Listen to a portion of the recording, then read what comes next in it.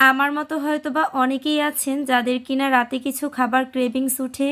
আর তাদের মধ্যে যারা ঢাকাতে থাকে তাদের হয়তোবা গুলশানের এই ভাইরাল চিপস মাখাটা অনেকবারই খাওয়া হয়েছে। কেননা গুলশানে এই চিপস মাখাটা এখন অনেক বেশি ভাইরাল। আসসালামু আলাইকুম এভরিওয়ান, ওয়েলকাম টু জান্নাস মিনি কিচেন।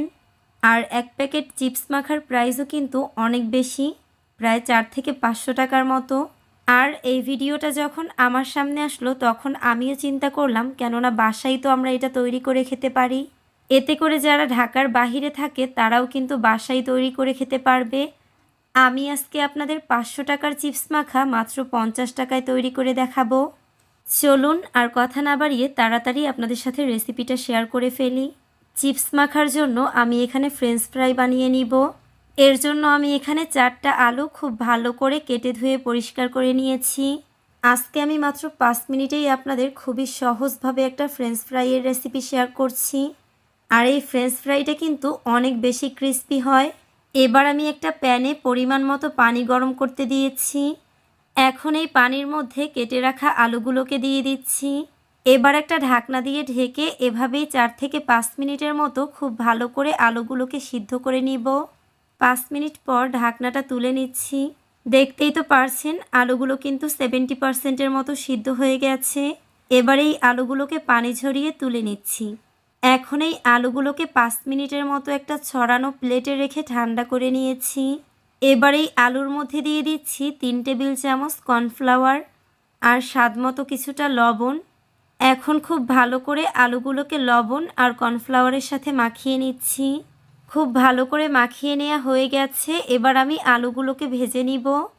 এর জন্য একটা প্যানে পরিমাণ মতো সয়াবিন তেল গরম করে নিয়েছি। তেলটা খুব ভালো করে গরম হয়ে গেলে তেলের মধ্যে আলুগুলোকে দিয়ে দিচ্ছি। এখন চুলার মিডিয়াম আঁচে আলুগুলোকে 3 থেকে 4 মিনিটের মতো খুব ভালো করে ভেজে নিব। দেখতেই তো পারছেন ফ্রেঞ্চ ফ্রাইগুলো কিন্তু তৈরি হয়ে গেছে। এবারে ফ্রেঞ্চ ফ্রাইগুলোকে তেল ঝরিয়ে তুলে নিচ্ছি।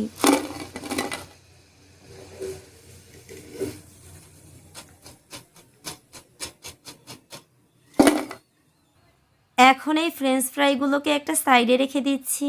এখন আমি চিপস মাখার জন্য মাংসটাকে রেডি করে নিব।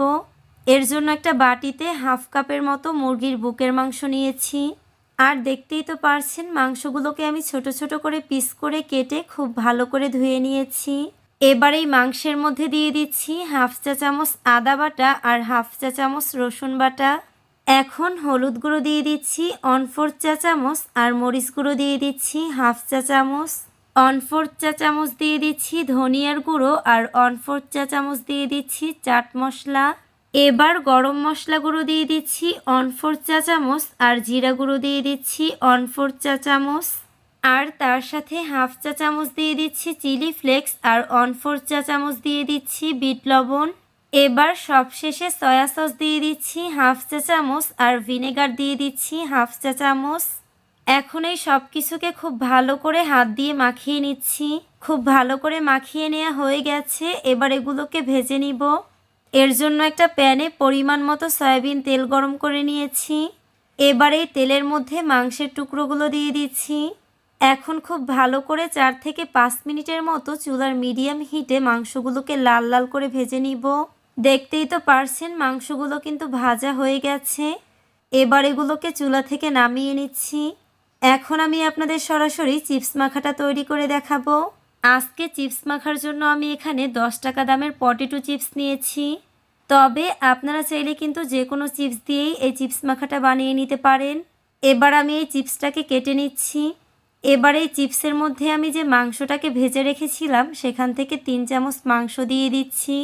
আর তার সাথে কিছুটা পরিমাণ শসা কুচি আর পেঁয়াজ কুচি দিয়ে দিচ্ছি। সাথে দিয়ে দিচ্ছি ঝালের জন্য অল্প কিছুটা কাঁচামরিচ কুচি। এবার যে ফ্রেঞ্চ ফ্রাইগুলো বানিয়ে রেখেছিলাম সেখান থেকে কয়েকটা ফ্রেঞ্চ ফ্রাইও দিয়ে দিচ্ছি। এখন অল্প কিছুটা ধনিয়া পাতা কুচি দিয়ে সব কিছুকে খুব ভালো করে একটু মিশিয়ে নিচ্ছি। মিশিয়ে নেওয়া হয়ে গেছে। এবার এখানে অল্প কিছুটা ম্যাগি মশলা দিয়ে দিচ্ছি। এখন আবারও একটু মিক্স করে নিচ্ছি। আপনারা কিন্তু চাইলে এখানে আরও অনেক ধরনের মশলা ব্যবহার করতে পারেন। তার সাথে কিন্তু চাইলে অনেক ধরনের সসও দিতে পারেন। তবে আমার সসটা তেমন একটা ভালো লাগে না, তাই আমি সসটা স্কিপ করেছি। এই তো তৈরি হয়ে গেল ভাইরাল চিপস মাখা। আর এটার টেস্ট কিন্তু অনেক বেশি মজার ছিল। আজকের মতো এখানেই বিদায় নিচ্ছি। সবাই ভালো থাকবেন। আল্লাহ হাফেজ।